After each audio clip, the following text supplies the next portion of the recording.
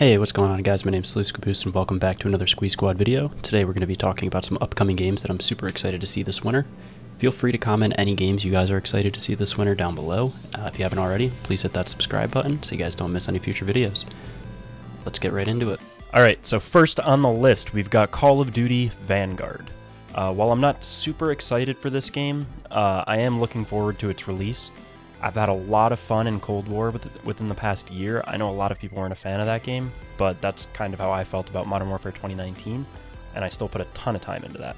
I know you're probably saying, Sloose, you know, Vanguard's running on the same engine as Modern Warfare 2019. It has a very similar feel, but here's what I say to that. I still had fun in Modern Warfare 2019, sorry. But there were aspects that I hated about it. One, people were super campy, you know, you sit in the back of the map with your LMG, you just weapon mount, crouch around a corner or something, you know, like wait behind a door that you can just bust down, and you just get 40 something kills a match because you can't move your left stick, you can't press W, you can't press A, you can't move. I don't understand it. That's not fun to me. I would never do it, but that was one of the reasons why I hated Modern Warfare 2019. The other big reason why I didn't like that game, I would say that it has to do with the colors. It was not a very colorful game. Everything's tan, everything's gray, everything's just monotone. So, what I do like in a game is what Cold War does. It's a very arcadey feel. It's an arcadey look too. Like, it's not going for that ultra realistic feel. I could see somebody super far away because they're bright colored. All the things around them are bright colored. I can see, which is probably a pretty important aspect of a game when you have to shoot people, right? I mean, you got to be able to see them if you want to be able to shoot them. So Vanguard, I think it's going to be pretty similar. The beta wasn't great. I mean, I had some fun while it lasted, but if it was a little longer, I probably could have gotten used to it again, rather than being used to Cold War's mechanics and everything. But yeah, so Vanguard releasing on November 5th. I'm excited for it. Let me know what you guys think. Alright, next up we have Battlefield 2042, which is going to be releasing on November 19th. I'm going to be honest, I'm not a huge Battlefield fan, but what I will say is the game looked good. From the trailers and everything, it looked really good. But that's something Battlefield always does. Battlefield's trailers always look amazing. They're very cinematic. They're not very gameplay heavy. You can say, oh, there was gameplay in it though. Like COD sometimes doesn't even throw any gameplay in. But if you're going to tell me that a trailer that relies on somebody jumping out of a moving plane and then landing back in that plane to get that hype effect, that's going to be good just based on that, I don't agree. The beta has been out for a couple days now at this point, and I've watched some gameplay. It looks like Battlefield. I'll try it out. No promises that I'm going to like it. I have never been a Battlefield fan just because it's too big, it's too large scale, it's not fast enough for me. I like to play COD because it's fast. But I'm still excited for Battlefield, and I hope that it makes that competition again between Battlefield, COD, maybe even Halo coming out soon. I hope all three of those can clash like the three titans they used to be, and that they will all force each other to actually make good games again, because no offense to the three companies, they really haven't. I mean, Cold War was fun, Halo 5 was terrible, Battlefield, whatever the last release was horrible. So yeah, I really want these three titans to make each other actually try again. And I'm not saying that in a bad way if the developers are trying, no knock to them, but I want them to actually produce good content again. Because sometimes it just takes that nudge, like, oh shit, we might go out of business because Battlefield's completely killing us, to make them learn something new rather than try the same things over and over. You know, like, we basically got Black Ops 2 remastered this year. So, yeah, I hope Battlefield's great. I'm not a huge Battlefield player, so I don't really know what else to say about it, but I really hope it's great for the reason that it just makes everybody else do better. That's all I want. I want more competition in the business. Alright, next up we have Pokemon Brilliant Diamond and Shining Pearl. The games are going to be releasing same day as Battlefield, November 19th, 2021. I've been a huge Pokemon fan my whole life. It died out when I was around middle school into high school, but I always went back and played some games when I was in my later high school years to early college, I just would play like emulators on my computer. And I was like, wow, it's fun, but I never really go back to it because it's an emulator and I'm not a huge emulator player. So I got back into Pokemon with Gen 8 Sword and Shield. It was a lot of fun. Me and Daly played a lot. So I'm excited for the new games. Gen 4 was like the second gen I really dove into. Gen 3 was like my first main gen. Gen 3 best gen, by the way. So they're taking a lot of the initial work of the original Gen 4 games. They're not actually made by Game Freak. It's going to be by a smaller company that they pretty much paid to do this for them. I don't know if they're going to keep doing this down the line. I think it would be a great idea. But so I'm excited for it. They're 1-to-1 remakes. So it's going to be pretty much exactly the same. We're still looking to see if there's going to be those platinum upgrades, which would be nice, but I doubt it because, you know, they want people to buy both games so that way they can make more money, obviously. With what we saw in the trailer, it's going to be interesting how that Poketch feature works, just because it's up in that top right-hand corner, because obviously these games were made for the Nintendo DS when you had that top screen and then you had the bottom screen. So obviously there's no bottom screen to the Nintendo Switch. They could have set it up like an emulator where it's like a big screen and then a little small screen, but I personally would not have liked that, especially if you're playing handheld on the Switch. It would have looked really weird. So they opted to just throw it smack dab up in that top right corner, and personally I think it looks really weird. Will I get used to it? Probably. But I think it's going to work fine. The games look great. I was not a huge fan of that chibi art style when it first got announced. I'm like, this looks stupid. I'm not playing some little kid's game. It's Pokemon. But anyways, that's besides the point. Yeah, I was like, I'm not playing some dumb chibi game. That looks stupid. And then the next trailer came out where they updated the graphics a little bit. And I looked at it. I'm like, okay, it's not that bad. It's kind of growing on me. Like, I'll probably get them, probably just play through the story and never touch them again. But with the recent trailers, I was sitting here watching it, and I was just... I looked at it, I'm like, you know what? I really like the chibi art style. Like, given Sword and Shield, like, the graphics weren't great, but they were good. I like it. I still think Let's Go Eevee and Pikachu had a fantastic art style. I think it's probably the best in the series. This, for Brilliant Diamond and Shining Pearl, it's either going to tie it for me or it might take the lead. It just depends on when it's in my hands and I'm playing it. I'm super excited for him.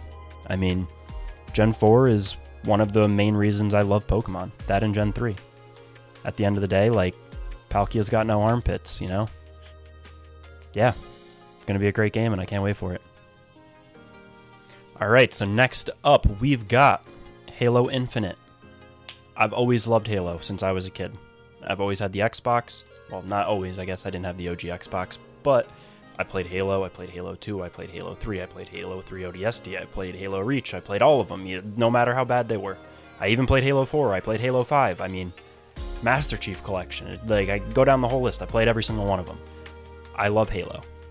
I love it for the campaign. I was never a huge Halo multiplayer player until, I think, Halo 3. Yeah, Halo 3 was my first one, Halo 3 ODST was good. Didn't really play much in Halo 4 and 5, but Halo is always fun. There is nobody quite like Master Chief. Sure, you can say what you want about Master Chief. I love Master Chief. If you don't love Master Chief, fuck you.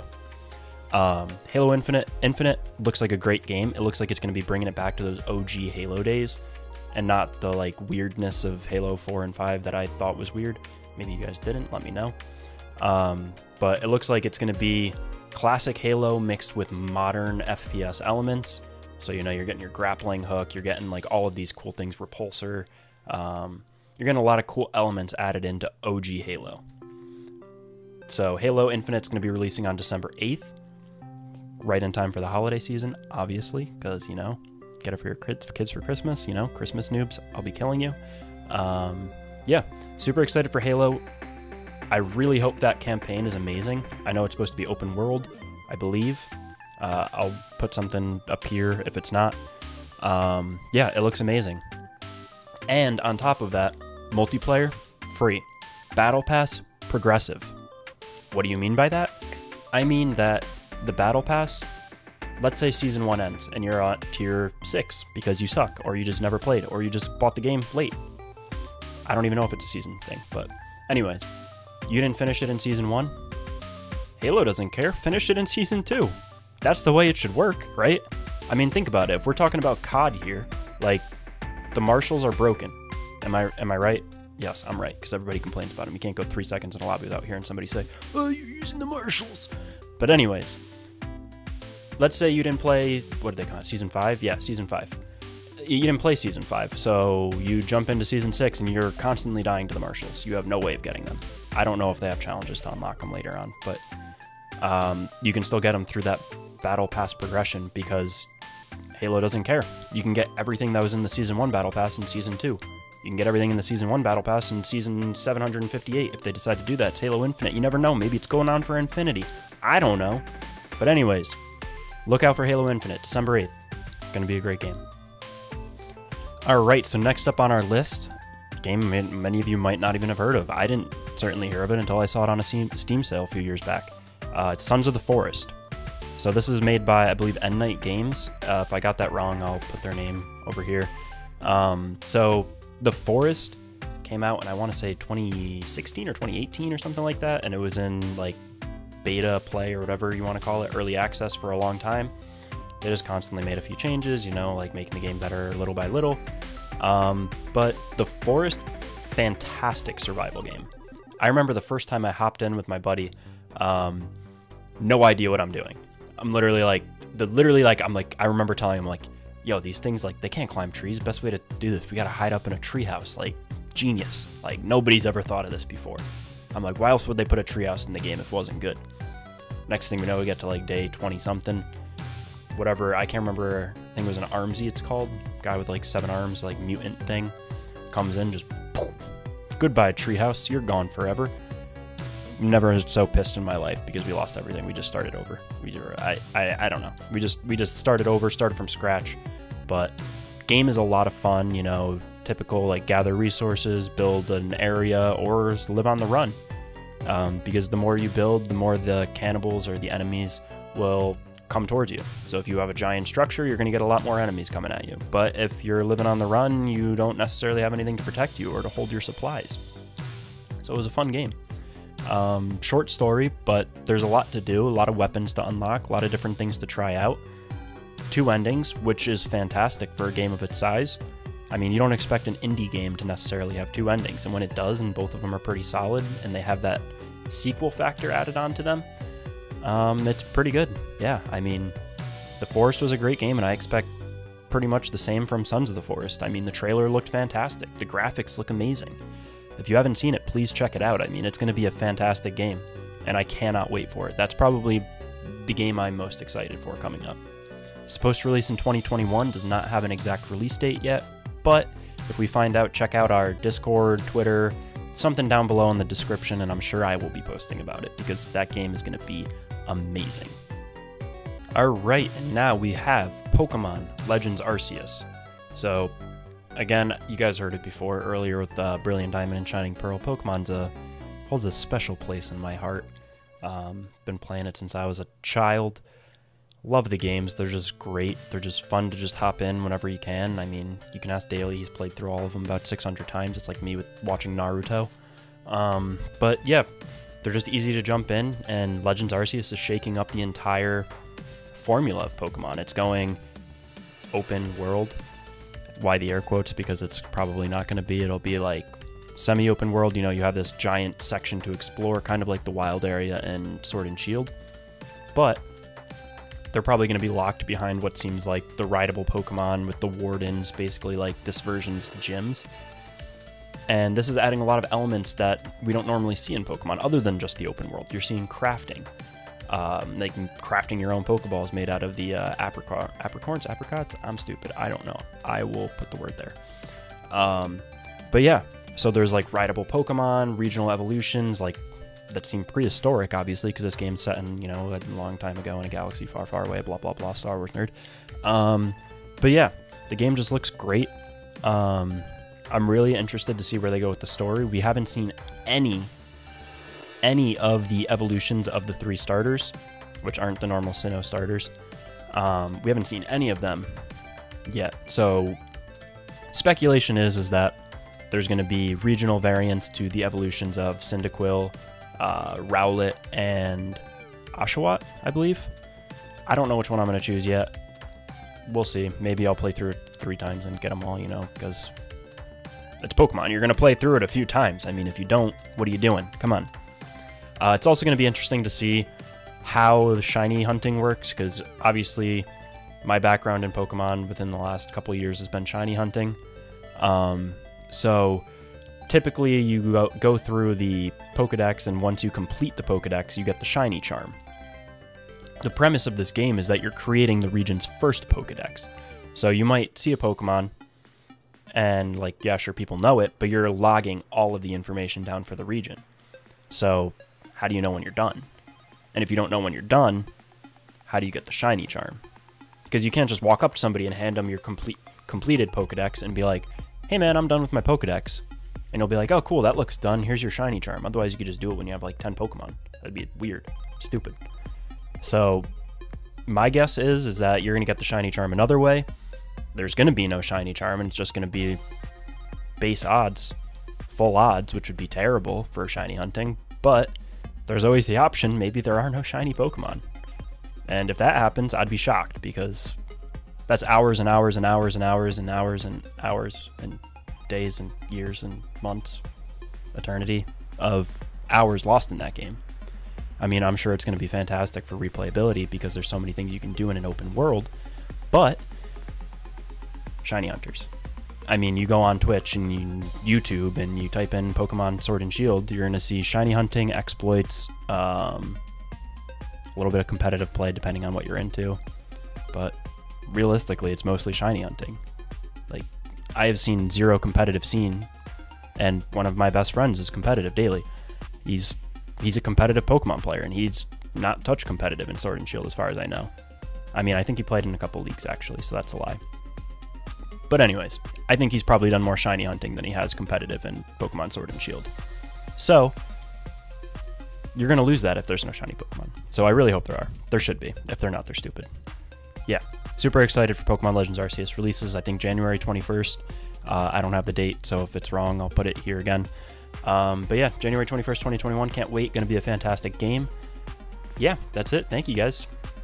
Alright, thank you guys for watching. If you guys think I missed a game, be sure to let me know that my opinion is terrible down in the comment section below.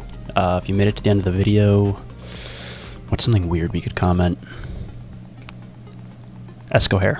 Comment Esco hair. I will put that word here for you guys.